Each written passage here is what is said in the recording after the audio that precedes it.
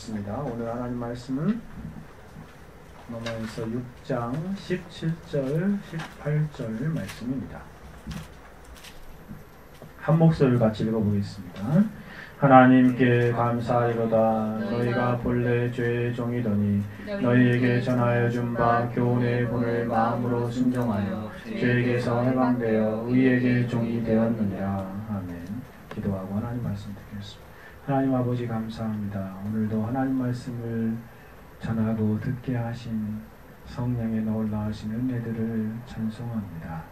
하나님 말씀을 전하고 들을 때 성령의 조명하심을 풍성히 허락하여 주셔서 하나님 말씀을 깨닫게 하여 주시고 하나님 말씀을 믿고 확신할 수 있도록 주여 도와주시옵소서. 우리 가운데 성령께서 운행하사 하나님의 말씀으로 말미암아 우리의 영혼이 새로워지게 하여 주시고 마음이 힘을 얻게 하여 주시고 우리의 삶이 능력을 경험하며 하나님의 말씀을 따라 순종하며 살아갈 때에 큰 은혜와 열매를 풍성히 맺는 삶이 되게 하옵소서. 우리에게 이 귀하고 복된 말씀을 주신 하나님 아버지, 우리에게 오늘 이 시간에도 말씀하여 주시고 우리에게 그 말씀을 주심으로 말미암아 우리의 삶이 말씀대로 믿고 말씀대로 살아가는 복된 은총을 누리기에 부족함이 없도록 도와주옵소서.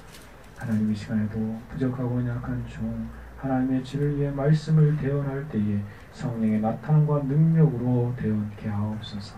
그래서 우리 모두 하나님 안에서 하나님 말씀으로 말미암아 새로워지게 하여 주시고 말씀 안에서 은혜를 누리게 하시며 말씀 안에서 회복되고 소생되며 능력 얻고 확신 가운데 하나님을 영화롭게 하는 삶으로 나아가게 하옵소서. 이 시간에도 함께 하시는 하나님을 찬송하며 살아계시고 역사하시는 우리 주 예수 그리스도의 이름으로 기도 올려드려옵나이다. 아멘.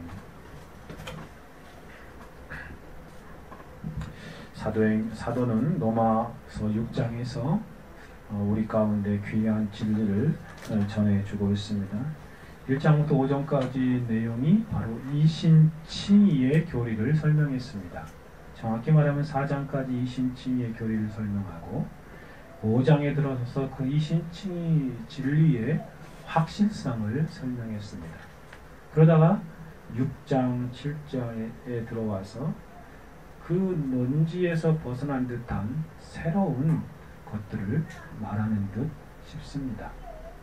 왜 이 6장과 7장 그래서 많은 그런 성경학자들이 이 가로 부분이다 라고 표현합니다.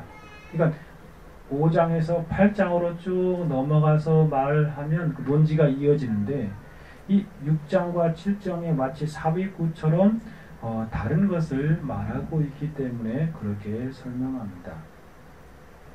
왜 6장이 등장하게 되냐면 5장 20절 때문에 그렇습니다. 5장 20절에 이렇게 말하고 있죠. 율법이 가입한 것은 범죄를 더하게 하려 함이라. 그러나 죄가 더한 곳에 은혜가 더욱 넘쳤나니 라고 말씀하십니다. 특별히 그 뒷부분이요. 5장 20절의 앞부분은 7장의 내용에서 다루고 있고요.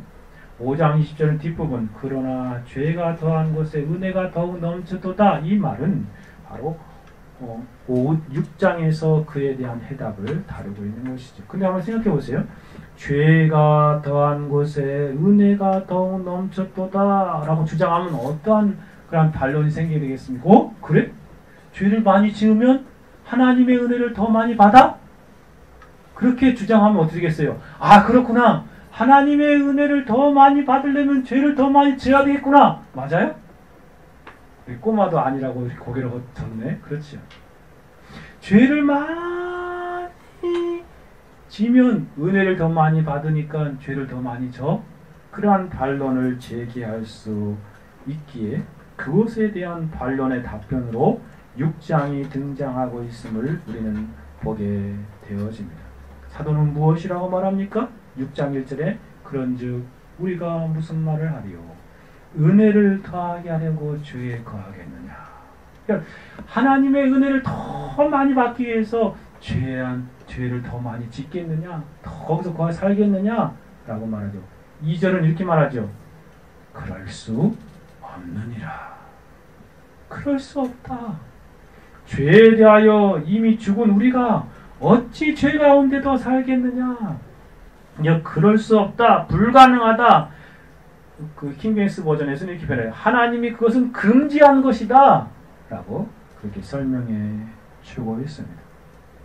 이러한 진리를 다루면서 사도는 오늘 본문에서 그러니까 이 죄 안에 더 이상 살 수 없다는 것을 앞부분에 쭉 설명하다가 오늘 본문에 와서 놀라운 감사를 올려드리고 있습니다. 17절 보십시오. 로마서 6장 11절 말하죠. 하나님께 감사하리로다 라고 그러면서 하나님께 감사를 올려드리고 있습니다. 그리스도의 십자가에 대해서 올라요. 죄의 용서함을 받은 진리를 생각할 때에 그의 마음이 크게 고양되어서 하나님께 대한 무한한 감사를 드리지 않을 수 없었던 것입니다. 그래서 하나님께 감사하리로다 라고 고백하고 있습니다. 그가 하나님께 이렇게 무한한 감사를 올려드리는 것은 무엇 때문입니까? 17절 뒷부분을 읽으면 너희가 본래 죄의 종이더니 너희에게 전하여 준 바 교훈의 본을 마음으로 순종하여 저의 죄에게서 해방되어 의의 종이 되었느니라 라고 표현합니다. 한마디로 무엇 때문에 하나님께 이렇게 감사를 올려드리고 있습니까? 로마에 있는 성도들이 죄의 종이었는데 죄의 종에서 해방되어서 의의 종이 된 그 놀라운 은혜를 생각할 때에 감사하지 않을 수 없다는 것입니다. 그래서 오늘 본문에서 한 가지 실천 교리를 생각해 보게 되는데요. 성도는 감사하는 삶을 살아가는 사람임을 생각해 볼 수 있습니다. 그런데 그와 같은 일이 어떻게 이루어진 것입니까? 이렇게 표현하지요. 교훈의 본을 마음으로 순종하여 너희에게 전하여준 바 교훈의 본을 마음으로 순종하여 그렇게 되었다. 그 교훈의 본을 그들이 순종하여 마음으로 순종하여서 죄의 종에서 의의 종으로 바뀌었다. 그래서 그것 때문에 내가 하나님께 감사하노라 라고 말하는 것입니다. 그래서 성도는 교훈의 본을 깨닫고 하나님께 감사하는 삶을 사는 사람임을 생각해 보게 됩니다. 그럼 이러한 진리를 차례대로 한번 생각해 봅시다. 첫 번째로 하나님을 향하여 수준 높은 감사의 삶을 살아야 함을 배우게 됩니다. 하나님을 향하여 우리가 수준 높은 감사의 삶을 살아가야 할 것을 본문을 통해서 깨닫게 되는 것이죠. 사도는 말합니다. 하나님께 감사하리로다. 하나님께 감사한다 라고 말합니다. 서신을 써내려가면서 그의 마음에 깨달은 진리로 인하여 하나님 앞에 감사를 드리지 않을 수 없었던 것입니다. 그래서 글 가운데서 하나님께 감사하리로다 라고 기록하면서 그 마음 안에는 정말 벅찬 감격과 감사가 흘러 넘치고 있음을 오늘 보여주고 있습니다. 사도가 하나님을 감사를 올려드리는 모습에서 우리는 하나님을 향한 수준 높은 감사의 삶을 보게 됩니다. 사도가 감사하는 이유를 한번 생각해 보십시오. 사도는 왜, 무엇 때문에 하나님께 감사하고 있습니까? 사도는 자신에게 이루어진 어떠한 일로 인하여 감사하고 있는 것이 아닙니다. 바로 로마 교회 성도들을 비롯한 모든 성도들에게 베풀어 주신 하나님의 놀라운 은혜를 생각할 때에 감격하고 감사하고 있는 것이지요. 자신 때문이 아니라 다른 사람 때문에 하나님께 감사를 올려드리고 있습니다. 하나님의 은혜를 놀라운 변화가 로마 교회 성도들에게 나타나고 있는 사실을 들을 때 그것 때문에 그것으로 인하여 사도는 하나님을 향하여 감사하고 있죠. 사도가 이렇게 말하고 있는 것입니다. 너희 로마에 있는 그리스도인들을 생각해 볼 때 나는 하나님께 감사를 올려드릴 수밖에 없다. 그러니 우리 함께 하나님께 감사를 올려드리자 라고 표현합니다. 이처럼 성도는 하나님께 감사하는 삶을 사는 사람입니다. 자신에게 베풀어진 하나님의 은혜를 인하여 감사하는 것은 당연하고 마땅한 것이겠지요. 그러나 더 나아가서 성도는 수준 높은 감사의 자리로 나아갑니다. 다른 사람, 다른 성도들, 다른 교회로 인하여 하나님께 감사하는 삶을 살아간다는 것이죠. 내가 잘 되는 것으로 인하여 감사하는 것만 아니라 다른 사람이 잘 되는 것으로 인하여 하나님께 감사하는 것, 이 얼마나 수준 높은 감사의 모습입니까? 사도가 그렇게 하는 것은 내게만 하나님의 은혜를 주신 것 때문에 아니라 다른 사람에게도 은혜를 주신 그 은혜의 주심에 대하여 생각할 때 하나님의 은혜를, 하나님의 놀라우신 섭리하심을 생각할 때 감격하며 감사하는 것, 이것이 바로 수준 높은 감사입니다. 사도는 서신들을 써 내려가면서 여러 곳에서 동일한 감사의 모습을 보여주고 있습니다. 교회들에게 서신을 쓸 때마다 그들에게 베풀어 주신 하나님의 은혜, 그 놀라운 은총들을 생각하며 감사를 표현하고 있습니다. 고린도전서로 가보면 1장 4절에 그리스도 예수 안에 너에게 주신 하나님의 은혜를 인하여 내가 너희를 위하여 항상 하나님께 감사하노라. 이게 바로 참된 그런 감사의 모습입니다. 수준 높은 감사의 모습입니다. 고린도 교회 성도들을 생각할 때 하나님 그들의 은혜를 주셨잖아요. 그 은혜 때문에 내가 하나님께 감사한다. 빌립보 교회들에게 생각 동일합니다. 내가 너희를 생각할 때마다 나의 하나님께 감사하노라. 그렇습니다. 골로새 교회에서도 이렇게 말합니다. 우리가 너희를 위하여 기도할 때마다 하나님과 우리 주 예수 그리스도의 아버지께 감사하노라. 이는 그리스도 예수 안에 있는 너희의 믿음과 너희 모든 성도에 대한 사랑을 들음이요 너희를 향해 쌓아둔 소망을 인함이니 곧 너희가 전에 복음의 지들을 말씀을 들은 것이니라. 이 복음이 이미 너희에게 이름에 너희가 듣고 참으로 하나님의 은혜를 깨닫는 날부터 너희 중에서와 같이 또한 온 천하에서도 열매를 맺어 자라는도다. 하나님의 은혜, 하나님의 그 놀라운 은혜를 생각할 때 하나님께 감사한다 라고 표현합니다. 대저랑의 교회를 향해서도 동일합니다. 우리가 너희 무리를 인하여 항상 하나님께 감사하고 항상 하나님께 감사한다 라고 표현하고 있습니다. 참 수준 높은 감사이지 않습니까? 너희를 위하여 같은 간절함을 디도의 마음에게도 주시는 하나님께 감사하노라 라고도 말하고, 사랑하는 여러분, 사도가 하나님에게 감사하는 모습에서 우리는 어떠한 삶을 배우게 됩니까? 하나님께 감사하는 삶을 살아야 함을 배우게 되지 않습니까? 수준 높은 감사의 삶을 배우게 되지 않습니까? 사람들은 죄로 왜곡되어서 참된 감사하는 삶을 잃어버리고 살아가고 있습니다. 말세에 나타난 특징 가운데 감사가 사라질 것을 표현하고 있습니다. 감사를 한다고 해도 겨우 이기주의적인 감사에 국한된 삶을 살아가는 이 세대입니다. 자신이 잘 되면 감사하고 남이 잘 되면 배 아파하는 그러한 죄악된 본성의 모습을 나타내지요. 그러나 성도는 이러한 수준의 감사가 아니라 사도처럼 다른 사람이 잘 되는 것으로 인하여 하나님께 감사합니다. 특히 다른 성도들이 잘 되는 것으로 인하여 하나님께 감격하며 감사의 삶을 살아가는 것이 바로 우리 참된 성도들의 모습인 것입니다. 여기서 우리가 교훈받게 되는 것은 두 가지 교훈을 생각해 볼 수 있습니다. 먼저는 우리도 이러한 수준 높은 감사의 삶을 살아야 하겠습니다. 하나님의 은혜, 다른 사람에게 더욱 풍성히 베풀어 주시는으로 생각할 때 그 다른 사람이 잘 되는 것으로 인하여 감사하는 삶을 살아가야 하겠습니다. 성도들이 서로가 하나님의 은혜로 인하여 잘 되는 것을 볼 때 얼마나 감사합니까? 한 성도들이 정말 한 그러한 그리스도 안에서 지체된 가족들이 잘 될 때 우리는 함께 기뻐하며 즐거워하며 감격하고 감사하는 삶을 살아가야 마땅한 것입니다. 하나님에게 진심으로 이러한 수준 높은 감사의 삶을 살아가십시다. 뿐만 아니라 또 한 가지 적용해 볼 수 있는 것은 우리도 또 우리 청교도 개혁교회도 또 우리 가정도 이러한 감사의 대상이 되어야 마땅하겠습니다. 사도가 또 하나님께서 또 다른 성도들이 우리를 볼 때에 우리 교회를 볼 때 생각할 때 감사의 대상이 된다면 얼마나 좋겠습니까? 우리도 이러한 감사의 대상이 되도록 그러한 되어지는 그러한 복된 삶을 살아가야 하겠습니다. 첫 번째 생각해 본 것은 하나님을 향하여 수준 높은 감사의 삶을 살아가야 하겠습니다.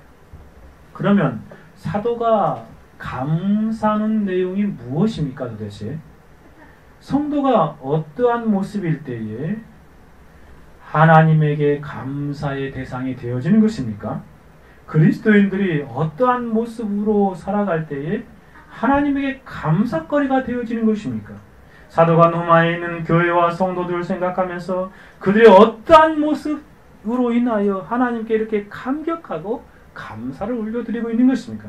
동시에 우리가 어떠한 모습이 되어질 때 참된 의미에서 하나님에게 감사의 대상이 되어지는 것일까요? 그래서 크게 두 가지 측면을 생각해 볼 수 있습니다. 먼저는 소극적인 측면에서 죄의 종에서 해방될 때에 하나님 앞에 감사의 대상이 되어진다는 것입니다. 죄의 종에서 해방될 때라는 것입니다. 사도가 감사하는 내용을 보십시오. 로마에 있는 성도들에게 어떠한 하나님의 은혜가 나타남을 보고서 감사하고 있습니까? 본문을 한번 읽어보겠습니다. 하나님께 감사하리로다. 너희가 본래 죄의 종이더니 너희에게 전하여 준 바 교훈의 본을 마음으로 순종하여 죄에게서 해방이 되어 의에게 종이 되었느니라 라고 표현하고 있습니다. 죄에서 해방되어 그 해방되는 모습을 볼 때에 감격하며 감사한다는 것입니다. 사도가 감사하는 내용은 본래 죄의 종이었던데 하나님의 놀라운 은혜로 죄에게서 해방되었다는 것입니다. 이것을 생각할 때 사도는 하나님께 감사를 올려드리지 않을 수 없었던 것입니다. 그리스도인이 누구입니까? 그리스도인은 죄의 종에서 해방된 사람들입니다. 죄의 종에서 해방되었다는 말은 필연적으로 다음과 같은 그런 실존을 보여주는 것이지 않습니까? 먼저는 인류는 죄의 종으로 살아가고 있다는 것입니다. 그렇죠? 인류는 모두 죄의 종이었다는 말씀입니다. 아담의 후손으로 태어난 모든 사람들이 죄의 종으로 살아가고 있습니다. 다르게 말하면 죄의 노예로 살아가고 있습니다. 그것이 인류의 불쌍한 현주소인 것입니다. 노이 존스가 말하는 바와 같이 그리스도인이 되기 전에는 본 성격으로 죄의 노예였습니다. 죄의 노예라는 것입니다. 사람은 본질상 죄의 노예입니다. 사람은 많은 사람들이 생각하는 것처럼 두 주인 어느 누구에게든지 자신을 드리고 팔 수 있는 것처럼 결정 가능성을 가진 중성으로 태어나지 않습니다. 전혀 그렇지 않습니다. 그는 죄의 노예로 태어났습니다. 인류의 본질상 그런 존재입니다. 복음을 믿지 않는 이는 누구나 그런 상태에 계속 살아가고 있습니다. 그들은 전적인 죄의 노예입니다. 마귀의 노예이요 어두운 나라의 노예입니다. 그와 같이 만일 그들이 그대로 있다가 죽는다면 지옥과 하나님 밖에 어두움에 영원토록 거하게 될 것입니다. 그것이 죄의 가장 무서운 국면입니다. 그것은 활동이라기보다는 악의 노예입니다. 하나님을 대적하는 모든 것의 노예입니다. 그렇습니다. 아담의 자손으로 태어난 모든 인류들은 죄의 노예로 태어납니다. 마음대로 할 수 있는 것처럼 보여지는 자유의지도 실상은 노예의지입니다. 하나님과 관련하여 인간은 자유의지를 갖지 못하고 살아가고 있습니다. 하나님의 의지나 사단의 의지에 대하여 포로된 노예인 것이죠. 여러분의 삶을 살펴보아도 은밀하게 죄를 짓는 일에는 얼마나 빠릅니까? 내가 그렇게 의도하지 않았는데도 은밀하게 죄를 행하는 일을 얼마나 잘합니까? 본성에서 흘러나온 모습의 삶이기 때문에 그렇습니다. 그리고 그런 것들을 얼마나 좋아합니까? 자연스럽게 그러한 죄악된 것을 추구하는 본성을 보고서 깜짝깜짝 놀라지 않습니까? 인간은 죄의 종, 죄의 노예로 살아가고 있는 것을 우리 자신을 보아도 알게 됩니다. 성경은 여러 곳에서 이러한 진리를 우리에게 잘 알려주지 않습니까? 시편 51편 5절에 말한 것처럼 내가 죄악 중에 출생하였으며 모친이 죄 중에 나를 잉태하였나이다. 그렇습니까? 죄악 중에 출생하였다. 태어나면서부터 원죄를 가지고 태어난 존재라는 것입니다. 로마서 5장 21절에서는 이는 죄가 사망에서 왕노릇함 같이 은혜도 또한 의로 말미암아 왕노릇하여 우리 주 예수 그리스도로 말미암아 영생에 이르게 하나니 사망에서 죄가 왕노릇하였다. 우리가 그 왕노릇하는 죄의 지배를 받으며 살아가고 있는 것입니다. 에베소 2장 3절에서 전에는 우리가 다 그 가운데서 우리 육체의 욕심을 따라 지내면 그렇지 않습니까? 육체의 욕심을 따라서 육체가 원하는 대로 그렇게 살아가지 않았습니까? 육체와 마음에 원하는 것을 하여 다른 이들과 같이 본질상 진노의 자녀입니다. 그렇습니다. 인생은 태어나면서부터 죄의 종으로 태어납니다. 자신의 자유의지는 박탈된 노예처럼 죄라는 주인이 시키는 대로 살 수밖에 없는 인생들이었습니다. 죄에게 이끌려서 살인하고 도둑질하고 온갖 권모와 술수를 다 부리면서도 이것이 참된 인생이다 라고 말하면서 죄에게 속고 살아가고 있습니다. 무엇이 죄인지도 알지 못하고 죄 안에서 살고 있다는 것입니다. 강력한 죄의 지배에 양심이 마비되고 왜곡된 행동을 일삼으며 살아가고 있습니다. 수많은 인생들이 이러한 비참한 인생을 살아가고 있지 않습니까? 술꾼들을 보십시오. 마약 중독자들을 보십시오. 쾌락 중독자들을 보십시오. 물론이거니와 상식적인 거짓말을 일삼는 사람들을 보십시오. 마음에 품은 온갖 악함과 미워함 등등등등 여기까지 인생들은 벗어나고 싶어도 벗어날 수 없는 죄의 노예 상태로 죄가 시키는 일을 행하며 살아가고 있는 것이 인생들의 실상입니다. 바로 인류는 죄의 노예로 살아가고 있었습니다. 그런데 하나님의 놀라운 은혜가 주어졌습니다. 그래서 죄에게서 해방되었습니다. 사도는 그 놀라운 사실을 말하고 있습니다. 18절에 보십시오. 죄에게서 해방되어 그러니 어찌 감격하지 않을 수 있겠습니까? 로마에 있는 성도들도 죄의 노예로 죄의 지배를 받으며 살아가고 있었는데 죄에서 놀랍게 해방되었던 것입니다. 죄의 지배와 다스림에서 벗어나게 되었습니다. 사단의 노예로부터 벗어나게 되었다는 말입니다. 세상의 노예로부터 벗어나게 되었다는 의미입니다. 여기서 특별히 해방되다라는 표현은 원어의 의미를 살펴보면 자유롭게 되다, 또 면제되다, 해방되다는 의미입니다. 즉 이런 의미입니다. 너희들이 죄로부터 완전하게 놓이게 되어 이제는 자유롭게 되었다라는 의미입니다. 그러니 어찌 감격하지 않을 수 있겠습니까? 먼저는 우리가 오해하지 말아야 하는 것은 그리스도인이 되었다는 것, 즉 죄에서 해방되었다는 의미가 우리 속에 죄가 남아있지 않다는 말은 아닙니다. 즉 우리가 완전히 죄와 관계가 끊어진 완전한 상태에 있다는 말은 아닙니다. 그런 오해는 하지 말아야 하겠습니다. 또한 우리가 죄된 본성에서 완전히 자유롭게 되었다는 의미도 아닙니다. 여전히 우리 안에 죄악된 본성의 부패성이 남겨져 있습니다. 육체를 벗는 순간, 죄의 몸을 벗는 순간까지 우리 안에는 죄의 본성이 그대로 남겨져 있습니다. 완전히 제거되었다는 의미가 아닙니다. 옛사람은 죽었지만, 아담에게 속한 옛사람은 죽었지만 죄의 본성은 우리 안에 죽을 때까지, 우리 죄의 몸을 벗을 때까지 남겨져 있는 것입니다. 해방되었다는 말을 그렇게 잘못 해석해서는 안 될 것입니다. 그러므로 이 어휘적으로 해방되었다는 말을 잘 이해해야 하는 것입니다. 이 해방되었다라는 표현을 생각해 보면 어떻게 되어 있냐면요. 동사형인데 과거 수동태 분사형으로 기록되어 있습니다. 과거 수동태 분사형입니다. 즉 이것을 숙고해볼 때 우리는 필연적으로 수동태니까 능동태가 자기가 벗어나고 싶어서 벗어난 것이 아니기 때문에 누군가에 의해서 벗어나게 되었다라는 의미이지요. 그러니까 자신은 스스로 벗어날 수 없는데 누군가에서 놀라운 죄로부터의 해방이 이루어졌다는 것입니다.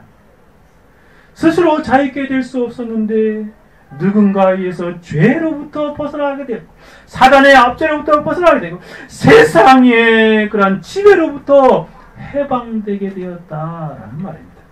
누가 우리를 죄의 노예 상태에서 해방시켜 주신 것입니까? 사단의 압제로부터 벗어나 자유롭게 하신 것입니까? 바로 우리 주 예수 그리스도이십니다. 사람으로서 불가능한 해방과 자유를 예수 그리스도께서 주신 것입니다. 그것을 위해서 예수님이 성육신하셨고 그것을 위해서 십자가에 돌아가셨음을 오늘 본문이 담고 있습니다. 예수님께서 말씀하십니다. 누가복음 11장에 보니 강한 자가 무장을 하고 자기 집을 지킬 때에는, 여기서 강한 자는 사단입니다. 죄입니다. 세상입니다.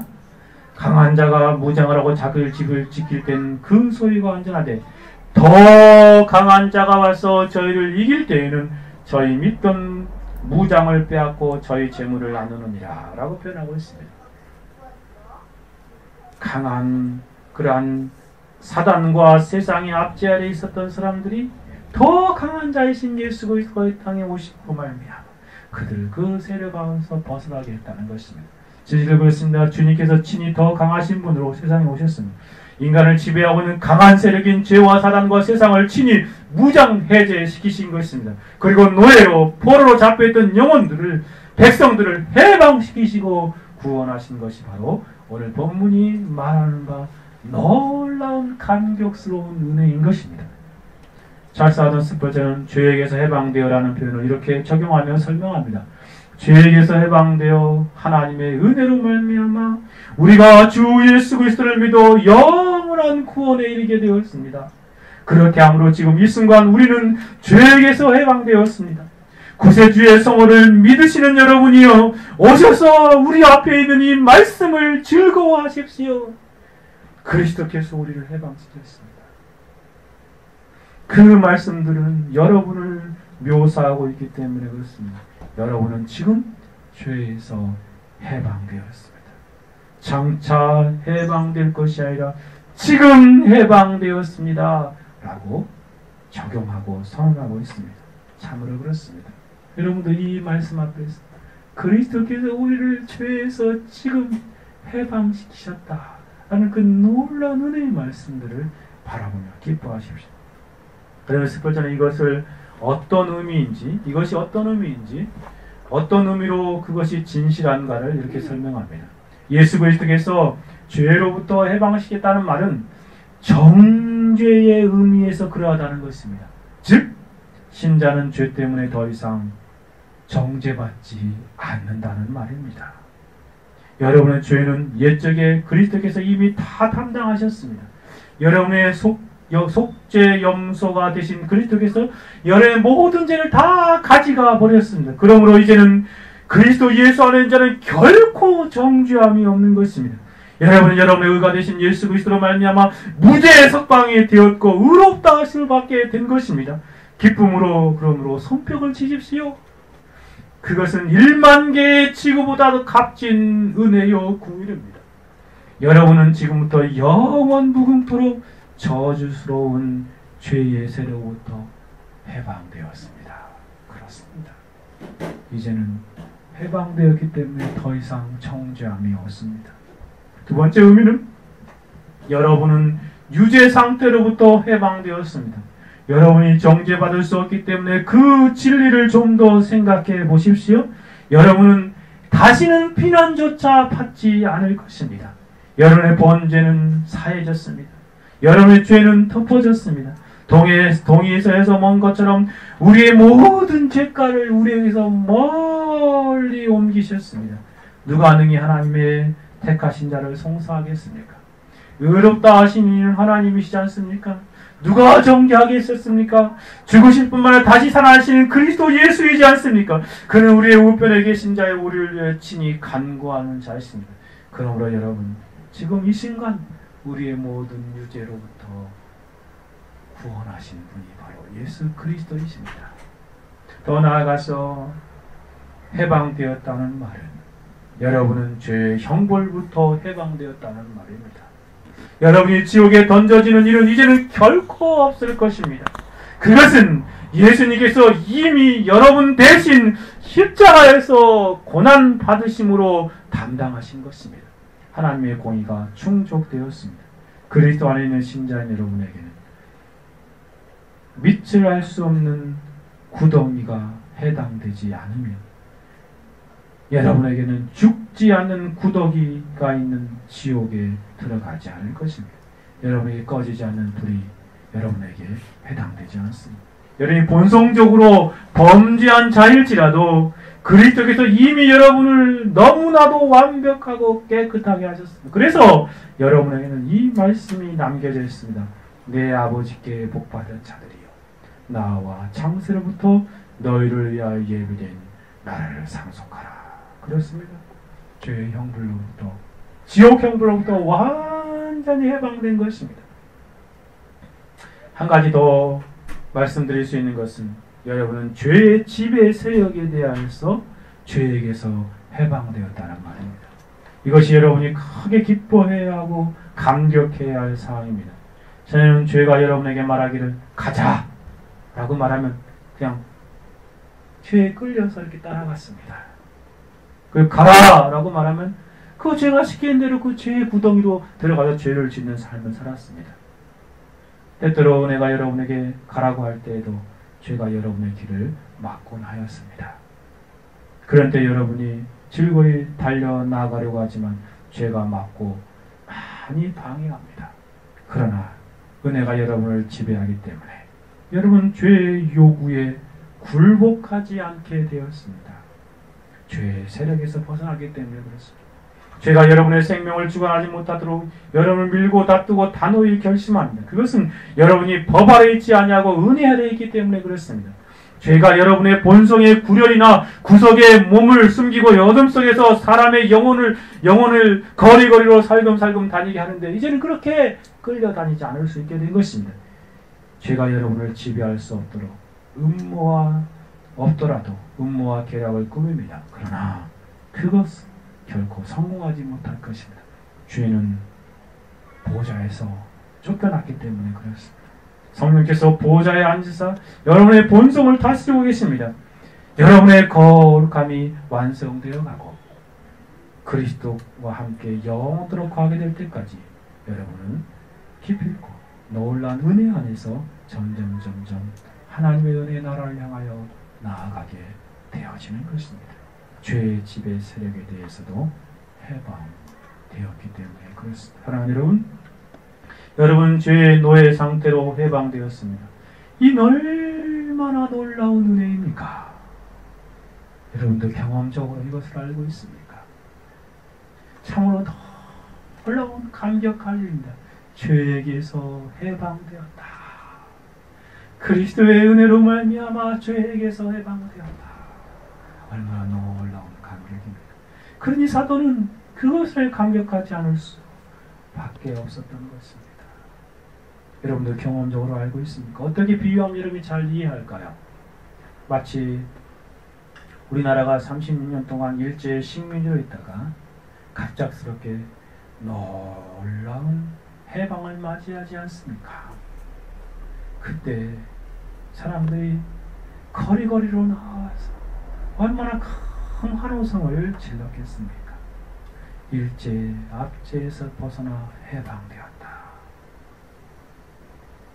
일제 압제에서 해방될 때 그 기쁨과 감격은 이루 말할 수 없었을 것입니다.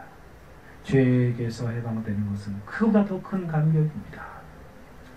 어쩌면 어떠한 사람이 포로로 감금되었다가 오랜 세월 포로로 생활하다가 포로에게 놓이게 되어 풀려나게 되었을 때 그 감격도 생각해 보십시오. 무수히 많은 고문과 죽을 위협을 당하다가 풀려나게 된 사람을 생각해 보십시오. 상상할 수 없는 기쁨이 마음속에 넘쳐나게 되지 않겠습니까? 바로 그와 같은 감격이 사도에게 있었고 또 믿는 우리들에게 그 해방의 기쁨과 은혜들을 감격 가운데 느끼며 살아가게 되는 것입니다. 그런가 하면 미국에 끌려갔던, 아프리카에서 미국으로 끌려갔던 흑인 노예들이 노예에서 해방되었을 때를 비유하면 좋을 듯합니다. 스펄전은 그것을 이렇게 비유하더라고요. 그 흑인 노예가 했던 것처럼 흑인이 이렇게 해방되었을 때 막 감격하며 탄성하며 노래하며 춤추는 그 모습을 보면서 그렇게 했던 것처럼 우리 주 예수 그리스도께서 처음 우리를 자유케 하였을 때에도 우리도 우리의 자유를 누리며 기뻐 뛰었습니다. 노예가 되어 본 적이 없는 여러분, 고용주의 채찍을 느껴보지 못했던 여러분, 자유의 가치를 알지 못합니다. 영적인 일에 있어서도 그와 똑같습니다. 만일 여러분이 죄의 노예됨을 느끼지 못했고 거기로부터 그리스도께서 참으로 여러분을 자유케 한 곳인 아름다운 은혜의 나라로 도망하여 본 적이 없었다면 여러분은 구속받은 자의 기쁨을 알지 못합니다. 나는 이제 자유입니다. 나는 자유다. 나는 해방되었다. 전에는 모든 악한 욕망의 노예였던 나, 전능하신 사랑으로 인하여 이제 내가 해방되었다. 나는 노동 감독의 울타리로부터 탈출하여 이제 하나님의 자유인이 되었다. 모든 천사들이여 나를 구속하신 주님을 찬양하라. 보호자 앞에 있는 모든 영들이여 주님을 찬양하라. 주님께서 자기 백성을 속박으로부터 인도하여 내셨도다. 그는 선하시며 그의 공의는 영원토록 있도다. 사랑하는 여러분, 어떻게 이러한 놀라운 은혜가 주어진 것입니까? 다시 한번 말씀드리자면 우리 주 예수 그리스도의 전적인 은혜입니다. 그 은혜로 말미암아 해방되었습니다. 예수님께서 우리를 죄의 노예 상태에서 해방시켜 주셨습니다. 그것을 위해서 성신하셨고 그리고 십자가에서 저와 여러분의 모든 죄의 값을 지불하셨습니다. 자신의 핏값으로 죄의 노예에서 사내어 구속하셔서 해방시켜 주신 것입니다. 자신의 영원한 인성으로 우리의 영원한 죄에 대한 값을 지불하시고 사내어 구속하신 것입니다. 사도는 이미 그 놀라운 진리를 6장 앞부분에서 말하지 않았습니까? 6장 앞 한 4절로 가봅시다. 4절부터 5절까지 같이 한번 읽어볼까요? 시작. 그러므로 우리가 그의 죽으심과 합하여 세를 받음으로 그와 함께 장사되었나니 이는 아버지의 영광으로 말미암아 그리스도를 죽은 자 가운데 살리심과 같이 우리로 또한 새 생명 가운데 행하게 하려 합니다. 만일 우리가 그의 죽으심을 본받아 연합한 자가 되었으면 또한 그의 부활을 본받아 연합한 자가 되리라. 그렇습니다. 간단하게 말하면 그리스도와 연합되어 있음으로 말미암아 그와 같은 놀라운 해방의 은혜를 누리게 되었다는 것입니다. 그리스도와 하나가 되어서 그리스도가 십자가에 죽을 때 저와 여러분도 죄에 속한 그 부분이 죽었다는 것입니다. 죄에 대하여 죽은 것이죠. 죄와의 관계가 끊어진 것입니다. 또한 그리스도가 다시 살아날 때에 의로운 새로운 관계로 다시 살아난다는 것입니다. 이러한 방식으로 죄에게서 해방된 것입니다.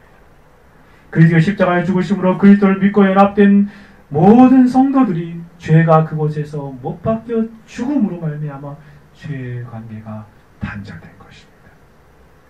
그래서 해방된 것입니다. 그리스도의 십자가의 죽음에 저와 여러분의 정과 욕심이 함께 못 박혀 죽음으로 해방된 것입니다. 그말이라 그리스도 예수의 부활하심에 그리스도께 다시 살아나실 때 저와 여러분의 죄에 대해 완전히 해방된 것이 선언된 것입니다. 그리스도의 부활은 바로 저와 여러분이 죄로부터 완전히 해방되어 자유롭게 되었다라는 그런 선언인 것입니다. 그것이 바로 그리스도의 부활입니다. 죄와 완전히 분리되어 의의 영역에 거하는 사람들이 된 것을 선포한 것이 부활입니다. 이 얼마나 놀라운 은혜입니까? 오직 예수 그리스도 안에서 주어진 은혜입니다.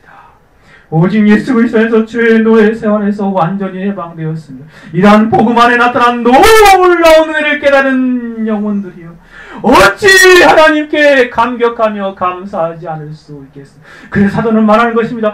하나님께 감사하리로다. 우리를 죄에서 해방시켰구나 라고 노래하는 것입니다.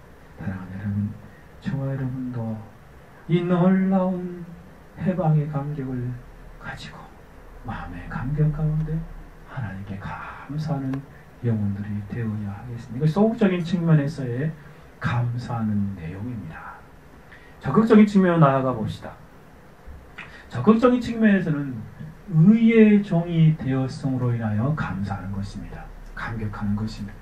소극적인 측면에서 죄에서 해방되었다고 말하고 나서 보다 더 적극적인 측면에서 의의 종이 되었다라고 표현하지 않습니까? 죄의 종에서 해방된 일을 생각하여 볼 때도 얼마나 큰 감격이요 감사요 기쁨입니까? 그렇죠? 넘치는 감격이지요. 하지만 사도는 한 걸음 더 나아가서 자신이 그 큰 감사, 큰 감격에 사로잡힐 수밖에 없던 또 다른 그러한 감사의 내용을 설명하고 있습니다. 다시 본문 한번 읽어볼까요? 18절 읽어봅시다. 시작. 죄에게서 해방되어 의에게 종이 되었느니라. 그렇습니다. 죄에서 해방될 뿐만 아니라 의의 종이 되었다는 것을 생각할 때 감격하지 않으소서. 22절도 한번 읽어봅시다. 같이 읽어봅시다. 시작. 그러나 이제 너희가 죄에게서 해방되어 하나님께 종이 되어 거룩하게 이르는 열매를 얻으시니 이 마지막은 영생이라. 그렇습니다. 단순히 죄에게서 해방되는 것은 소극적인 측면입니다. 그것도 큰 감격이고 감사하지 않습니까? 지긋지긋하게 죄의 종으로 노예로 살아가고 있는 사람들이 거기서 노예가 될 때 얼마나 큰 감격. 그런데 그보다 더 큰 감격과 감사가 있다는 것입니다. 그것은 바로 의의 종이 되는 것입니다. 이 이별의 표현을 하나님의 종이 된 것입니다. 예전에는 죄 노예로 죄를 주인으로 섬기며 살았던 영혼들이 이제 해방되어서 하나님의 종이요 영생에 이르게 되는 하나님의 종으로 속하게 된 것을 생각할 때 감격하지 않을 수 없는 것입니다. 노이존스의 말을 빌리자면 사람은 결코 자유롭지 못합니다. 사람은 죄와 사단의 노예이거나 하나님과 예수 그리스도의 노예이거나 둘 중에 하나에 속합니다. 신자는 전에 옛 어둠과 죽음의 나라에 있었습니다. 그러나 오는 그의 나라의 법과 권세에 복종하고 있습니다. 그는 전에 마귀에게 속하였으나 이제는 의의 의와 순종과 하나님의 편에 속한 모든 것에 종이 된 것이. 그러므로 이상은 그리스도에 대하여 사도가 말하는 첫 번째 것입니다. 그리스도인은 큰 변화를 경험한 사람입니다. 큰 변화 때문에 감격하고 감사하는 것이죠. 그러한 변화를 겪은 사람은 그것을 알고 깨닫습니다. 그는 그가 속한 자가 누구이며 그의 주인이 누구인지를 아는 사람입니다. 또한 그가 누구의 나라에 살고 행한가를 압니다. 우리는 우리가 속해 있는 곳에 대하여 아주 분명한 나는 전에 그랬으나 이제는 그렇지 않다라고 말할 수 있습니까?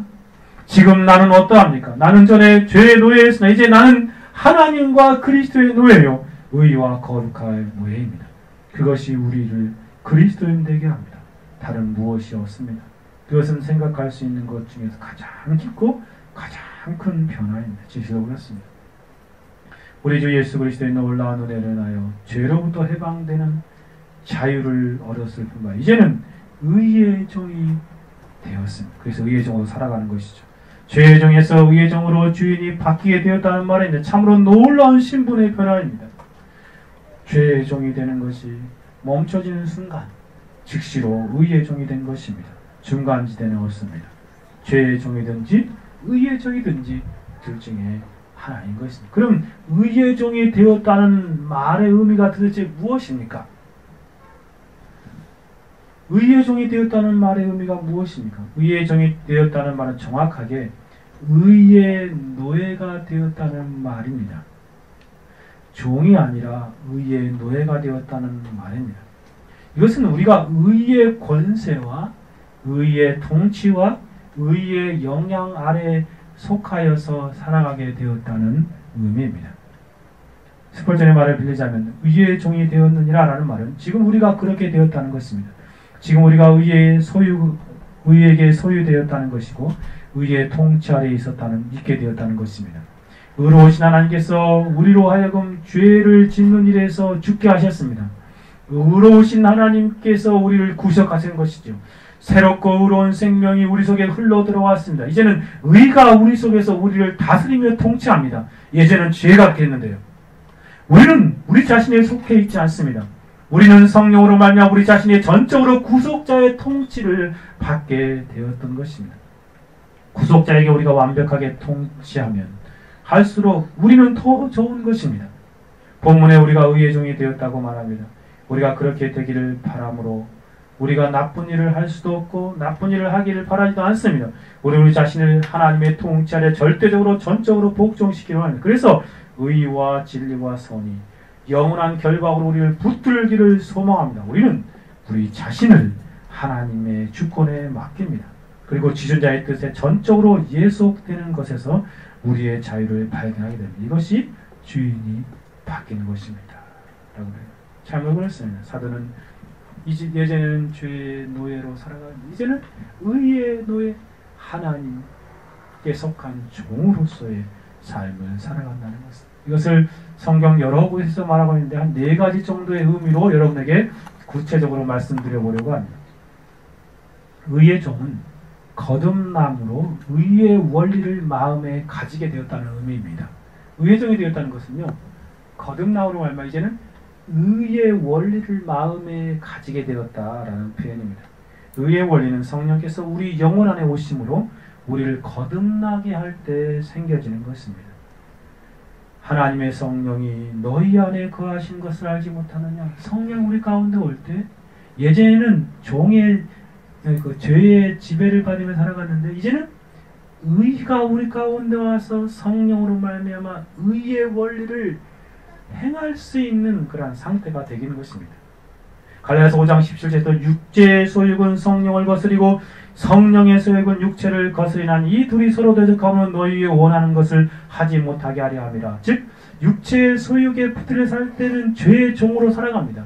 근데 성령의 소욕에 붙들려 살아갈 때에 우리가 의를 이루는 삶을 살아가게 되는 것입니다. 빌보서 1장 4절에 너희 속에 착한 일을 시작하시니까 그리스도 예수의 날까 이룰 줄을 우리가 확신합니다. 성령께서 우리 안에 오심으로 말며 착한 일을 시작한, 그래서 이제는 죄 짓는 일을 하지 아니하고 착한 일을 행하며 살아가는 의의 원리에 이끌려 살아가게 되는 것입니다. 바로 이것이 의의 종이 되었다는 의미입니다. 우리 안에 성령이 오셔서 의를 행하는 원리를 가지게 하셨다는 말입니다. 두 번째는 의의 종이 되었다는 것은 의에 대하여 노예로 잡혀 이제는 은혜의 왕노릇 아래 살아가게 되었다는 말입니다. 이것을 로마서 5장 21절에 말하는 바이지 않습니까? 이렇게 말합니다. 이는 죄가 사망 안에서 왕노릇한 것. 예전에 그랬죠. 은혜도 또한 의로 말미암아 왕노릇하여 의의 원리가 성령 안에서 우리 마음에 오니까 우리 안에서 은혜 안에서 의로 말미암아 왕노릇한다라고 표현하고 있습니다. 르졸스의 설명을 빌려자면 우리는 의에 대하여 노예로 잡히게 되었습니다. 그것은 은혜의 권능입니다. 우리를 장악하게 하는 은혜의 왕노릇합니다. 이제는 은혜의 지배 아래 살아가는 것이 법 아래 살아가는 것이 아니라, 그래서 율법 아래 살아가는, 율법의 부대에 살아가는 게 아니라 은혜의 지배 아래 살아가는 것입니다. 그 의 안에서 그렇게 된 것이죠. 은혜의 왕노릇입니다. 우리는 그 은혜의 위엄과 경고의 팔에 붙들려 있습니다. 아들이 너희를 자유케 하려니 진실로 너희가 자유케 되리라. 그는 우리를 자신의 노예로 삼음으로써 우리를 죄로부터 해방시킨 것입니다. 그는 옛 시장에서 우리를 샀습니다. 그러므로 바울의 논증은 죄에 계속 거한다는 것은 전혀 불가능한 것입니다. 왜냐하면 죄 아래 있지 않냐고, 이제는 은혜 아래 있기 때문에 그렇습니다. 은혜의 지배를 받으며 은혜 안에서 의를 행하는 삶을 살아가는 것입니다.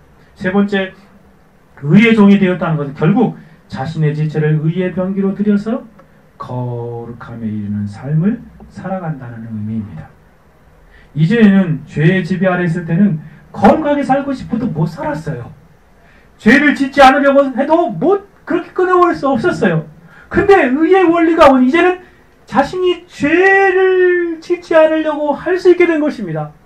그리고 거룩하게 살려고 몸을 치면 그렇게 사라지는 것입니다. 그 놀라운 원리이죠. 그리고 자신의 지체를 의의 병기로 의의 도구로 드리면서 의를 이루는 삶을 살아가게 되는 것입니다.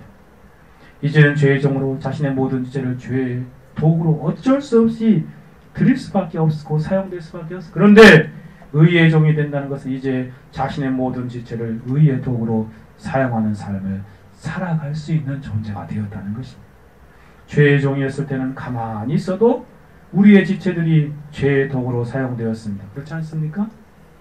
그런데 의의 종은 자신이 의의 원리를 따라서 의의 도구로 자신의 모든 죄를 이제는 의를 위해서 드릴 수 있게 되었고, 그렇게 드리면 그렇게 의롭게 살아가는 것입니다.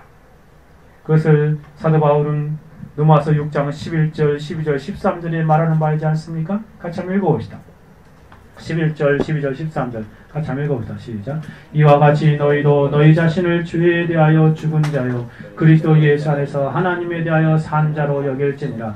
그러므로 너희는 죄로 너희 죽을 몸에 왕노릇하지 못하게 하여 몸의 사역을 순종치 말고, 또한 너희 지체를 불의의 병기로 죄드리지 말고, 오직 너희 자신을 죽은 자 가운데서 다시 산 자같이 하나님께 드리며 너희 지체를 의의 병기로 하나님께 드리라. 얘네는요, 자기 지체를 의의 병기로 의의 도구로 하나님께 드리는 삶을 살아갈 수 없는 존재였어요. 그래서 자기가 원하지 않아도 죄든 일에 자신의 모든 죄를 사용하거든요. 그런데 이제는 그것을 끊어버릴 수 있게 된 것입니다. 왜요? 성령으로 말미암아 거듭나서 의의 원리가 우리 안에 있습니다. 그래서 그 성령의 은혜 안에 있으니까 우리는 그 은혜 안에서 우리가 죄를 짓는 삶을 끊어버릴 수 있게 된 것입니다. 이제는 과감하게 끊어버릴 수 있습니다. 그리고 그것들을 멀리하고 하나님 기뻐하시는 의로운 삶, 거룩한 삶을 살기 위해서 내 지체를 사용하는 것입니다. 네, 그럼 모든 그 것들을 사용하여 하나님께 드릴 수 있는 것입니다. 이 얼마나 놀라운 자유입니까? 죄로부터의 놀라운 자유를 누리게 되어진 것입니다. 의의 종으로서의 삶입니다. 사도는 의의 종으로 살아가는 지침과 원리를 19절에 이렇게 말합니다. 너희 육신의 연약함으로 내가 사람의 대로 말하노니 전에 너희가 너희 지체를 부정과 불법에 들여 불법에 이른 것까지 그전에는 그렇게 살았지요? 이제는 그렇게 살지 않는다는 것입니다. 이제는 너희 지체를 손과 발 모든 판단력 내면의 여기 지체들 외면의 지체 모든 것들을 너희 지체를 의에게 종으로 드려 거룩함에 이르라. 얼마나 놀라운 상태입니까? 예전에는 할 수도 없었던 일인데, 아니 하려고 하지도 않은 일인데 이제는 놀라운 의를 행하며 거룩을 이루는 삶을 살아가게 된 것입니다.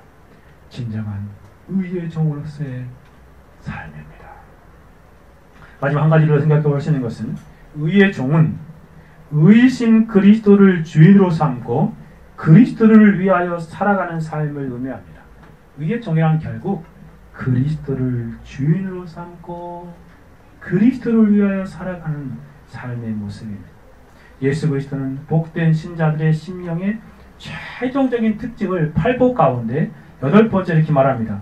의를 위하여 핍박을 받는 자는 복이 있나니 천국이 저희 것입니다. 그러면서 뭐라고 말씀하십니까? 의를 위해 핍박을 받는 것이 나를 인하여 너희를 욕하고 핍박하고 거짓 너희를 것으로 모든 악한 말을 할 때는 너희에게 복이 있나니 기뻐하고 즐거워하라. 하늘에서 너희 상이 큼이라. 너희 전에 있던 선지자도 이와 같이 핍박하였느니라. 그렇습니다. 의를 위하여 이제 살아갈 수 있게 된 것입니다. 그리스도를 위해서 살아가는 삶을 살게 됩니다. 그렇습니다. 의의 종이 된 사람들은 결국 의이신 그리스도를 위해 살아갑니다. 그리스도를 위한 삶의 핍박과 고난이 있다 손치더라도 그리스도를 위해서 살아가면서 기뻐하고 즐거워합니다. 사도 바울은 자신의 삶을 생생하게 의의 종으로서의 삶을 고백하고 보여주지 않습니까? 우리가 살아도 주를 위하여 살고 죽어도 주를 위하여 죽는, 그러므로 사나 죽으나 우리가 주의 것이로다 라고 표현합니다. 이를 위하여 그리스도께 죽었다 다시 사셨으니 곧 죽은 자와 산 자의 주가 되게 하려 하시고. 그렇습니다. 우리는 주인 되신 그리스도를 위해서 새로운 삶을 살아가는 것입니다.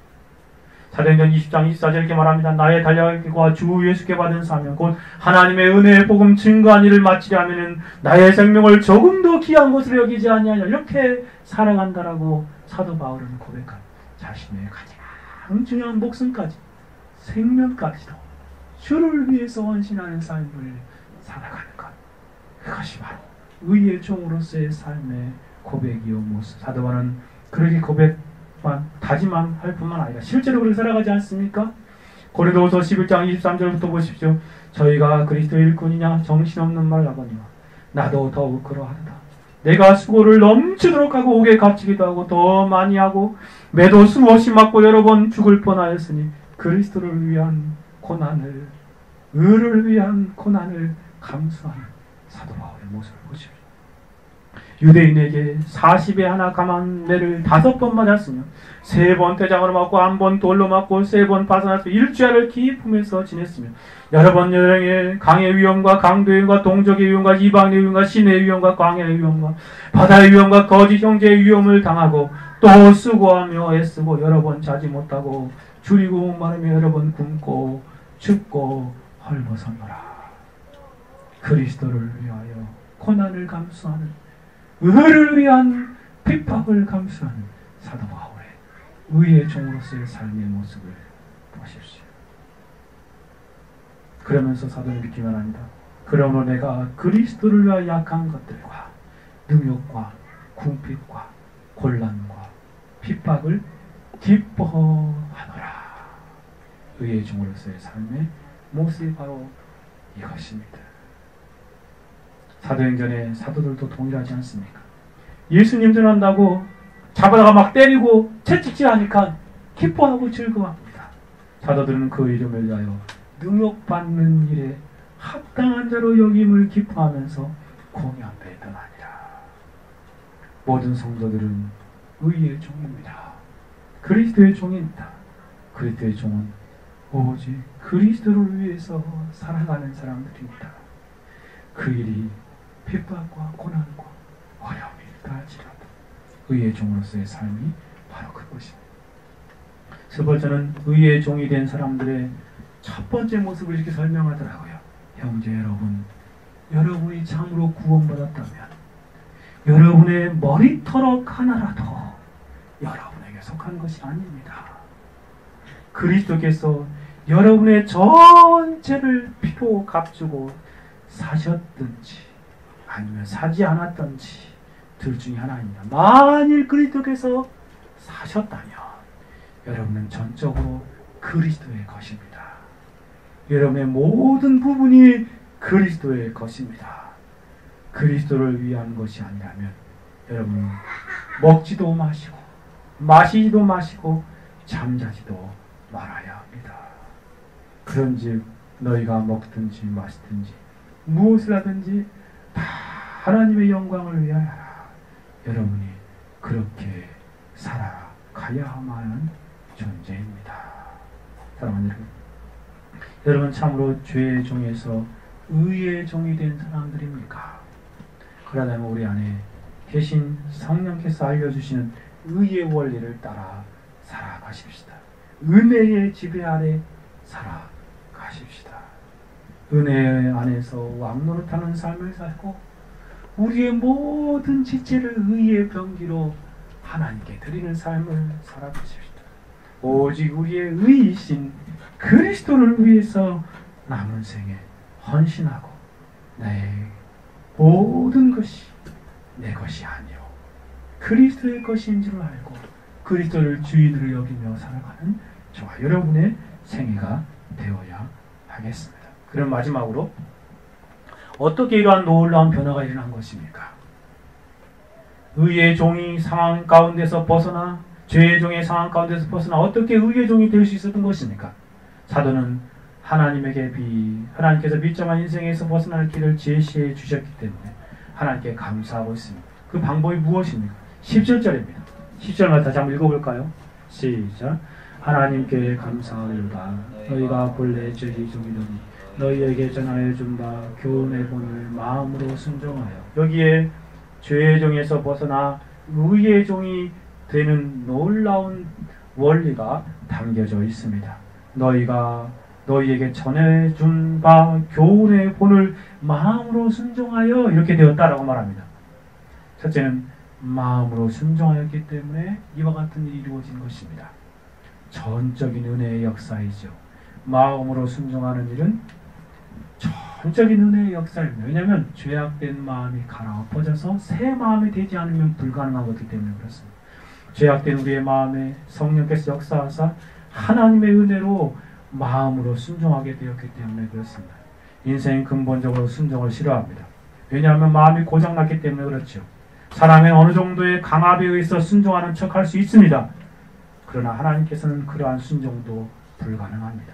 그런데 하나님께서 성령을 통하여 인생들에게 마음의 역사하시니 불순종의 마음들이 갈아엎어지고 순종의 마음이 생겨진 것입니다.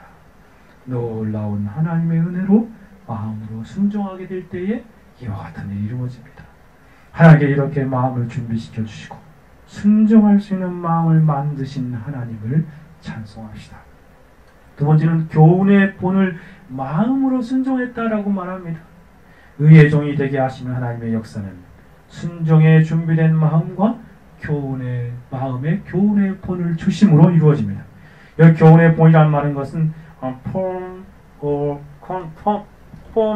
doctrine이라고 쓰였습니다. 이게 무슨 말이냐면 교리의 형식, 교리의 틀이라는 말입니다. 다시 말해 교훈의 본으로 했을 것을 교리의 체계라고 번역할 수 있습니다. 사실 성경 전체는 교리의 사실과 같은 체계로 이루어져 있습니다. 이러한 교리의 체계를 통하여 인생들은 죄의 종의 삶이 바뀌어 의의 종이 되는 것입니다. 로마서가 앞부분에서 영광스러운 구원에 대한 교리의 놀라운 체계, 즉 이신칭의, 또 인재론, 성화론, 성령론을 가리키고 있지 않습니까? 그런 교회의 체계를 하나하나 성령을 통해서 배우고 깨달을 때에 결국 우리는 그 가운데에서 하나님 앞에 죄의 종에서 의의 종으로 바뀌어지는 것입니다. 하나님의 놀라운 교리들을 하나하나 배워나갈 때에 죄의 종에서 변하여 의의 종이 되어지는 것입니다. 성경 66권이 놀라운 교리의 체계로 이루어져 있습니다. 그것들을 하나하나 배워나갈 때 우리는 그 안에서 변한, 그러므로 죄의 종에서 의의 종으로 나아가는 것은 날마다 성경 속에 나타나는 교리의 체계를 통해서 우리가 설득당할 때 그렇게 되는 것입니다. 교리의 체계를 통해서 많이 설득당하면 당할수록 우리는 복된 인생으로 살아가게 되는 것입니다. 마지막으로 전하여 준 교훈의 본 때문이라고 말하고 있습니다. 성경은 단순히 이야기나 내용이 아니라 거대한 교리의 체계인데 그 성경에 내면에 흐른 교리의 체계를 바로 이해할 때에 성경을 바로 알았다고 말할 수 있습니다. 그런데 이러한 교리의 체계는 누구로부터 전하여 받은 것입니까? 로마 교인들은 누구로부터 이러한 교리의 체계를 전하받았습니까? 그들은 사도들과 전도자를 통해서 들었습니다. 그리고 사도들은 그리스도로부터 전해받았습니다. 그리스도는 성부 하나님으로부터 전해받는 것입니다. 결국 교리의 체계는, 우리를 변화시키는 교리의 체계는 하나님으로부터 주어진 성경을 말하는 것입니다. 우리는 누구로부터 교리의 체계를 전해 듣고 배우게 되었습니까? 우리를 또한 앞선 믿음의 선배들과 전도자를 통해서 전해받는 것이지 않습니까? 종교개혁자들과 청교들, 또 개혁주의자를 통해서 전해받는 것입니다. 그들도 물론 어디서 그것을 받은 것입니까? 성경에서 교리의 체계를 전달받았습니다. 이렇게 성경 안에 들어있는 교훈의 본, 교리의 체계를 전달받아서 우리가 죄의 종에서 의의 종이 된 것. 그러므로 우리는 어떠한 삶을 살아야 마땅하겠습니까? 교리의 체계를 전해받기 위해서 성경을 열심히 배우고 익히는 일에 더욱 열심을 내어야 합니다. 다른 바쁜 어떠한 모임에 참석하기보다 교리의 체계를 바르게 전하는 예배 모임에 더 사랑해야 하는 것입니다. 성경을 알려주고 듣게 하는 예배와 예배의 생명과 목숨을 걸고 살아가야 합니다. 청교도에 들려지는 교리의 체계를 배우는 성경 공부의 모임에 열심을 내어서 교리의 체계를 더 많이 전해받아야 합니다. 또한 개인적인 경건의 시간을 생명처럼 여겨야 합니다. 앞선 믿음의 선배들이 남긴 건전한 도서들을 열심히 읽고 교리의 체계를 알아가야 하는 것입니다. 그리고 더 나아가서 전해받은 교리의 체계들을 다른 사람에게 전해 주어야 하는 것입니다. 특히 종의 죄의 종으로 살아가는 수많은 불쌍한 인생들에게 전해 주어야 하는 것입니다. 왜냐하면 죄에게서 해방되어 의의 종이 되는 유일한 길은 교훈의 본이기 때문에 그렇습니다. 성경이기 때문에 그렇습니다. 교리의 체계를 전해받음으로 성경의 가르침에 설득당할 때 죄의 종이 의의 종이 될 수 있기 때문에 우리는 더 열심히 배우고 더 열심히 전하는 삶을 살아야 한다. 사랑하는 여러분, 죄의 종의 삶에서 해방되어 의의 종으로 살 수 있는 길은 교훈에 본에 있습니다. 성경의 교리의 체계뿐입니다. 의의 종이 된 인생이 더욱 힘써 할 일은 이것을 알아가는 것입니다.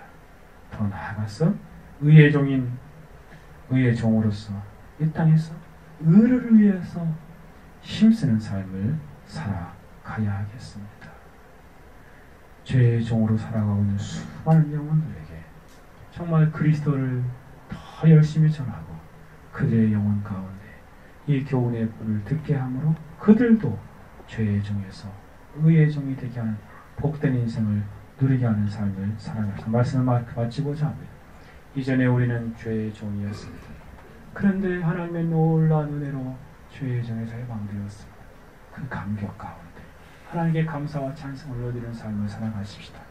그리고 거기서 멈추지 않고 하나님께서 의의 종이 되게 하셨으니 우리는 성령, 우리 안에 계신 성령의 인도함을 따라 은혜 안에서 은혜의 다스림과 가르침 안에서 살아가십시다. 결국 우리의 모든 지체를 의의 병기로 하나님께 드리는 삶을 살아가십시다. 그리고 살아도 주를 위하여 살고 죽어도 주를 위하여 죽는 그러한 그리스도를 주의로 여기며 그리스도를 살아가는 저와 여러분의 생애가 되기를 간절히 바랍니다. 같이 한번 기도하겠습니다. 들은 말씀을 생각하며 같이 한번 합심하여 기도하기를 원합니다. 죄의 종에서 의의 종이 되게 하신 그 그리스도의 놀라운 은혜를 생각하며 감사합시다. 그리고 의의 종이 되게 하셨사니 의의 종으로서의 합당한 삶을 살아가게 하옵소서. 같이 한번 기도합니다. 오 하나님 아버지 감사합니다. 참으로 생각하고 마음 가운데 죄의 종에서 의의 종이 된 그 감격이 넘쳐나고 있는 것을 보게 되었습니다. 또 하나님 아버지 우리도 지금 이 감격과 감사 가운데 이 세상을 살아갈 수 있도록 도와주옵소서. 하나님 우리를 죄의 종에서 의의 종이 되게 하시고 죄의 종으로 비참한 삶을 살았는데 회복시켜 주셔서 감사합니다. 뿐만 아니라 우리를 의의 종이 되게 해주신 놀라운 은혜 감사합니다. 의의 종으로 성령의 놀라우신 주도하심과 은혜 안에서 살아가는 인생이 되게 하옵소서. 우리의 모든 지체들을 의의 병기로 하나님께 드리는 의의 종으로서의 삶을 살아갈 수 있도록 도와주시고 우리의 의이신 그리스도를 위해서 남은 생에 우리의 생명 가지고 목숨 가지고 조금도 귀함을 여기지 아니하며 살아가는 인생을 되게 하여 주옵소서. 그의 종으로 하나님을 위해 사는 인생이 되게 하여 주시고 아직도 죄의 종으로 살아가는 수많은 영혼들에게 겨울의 본을 잘 알고 죄의 종에서 의의 종이 되게 하는 그 놀라운 성경의 체계를 열심히 전하는 삶을 살아갈 수 있고 주님 도우시며 역사하여 주옵소서. 우리 교회가 그러한 교회 되게 하여 주시고 우리 성도들이 그렇게 의의 종으로서의 삶을 살아가는 인생들을 되게 하여 주옵소서. 그래서 거룩함에 이르는 열매와 영생에 이르는 열매를 풍성히 맺는 인생들이 되게 하여 주옵소서. 주 예수 그리스도의 이름으로 감사하며 기도를 드리옵나이다.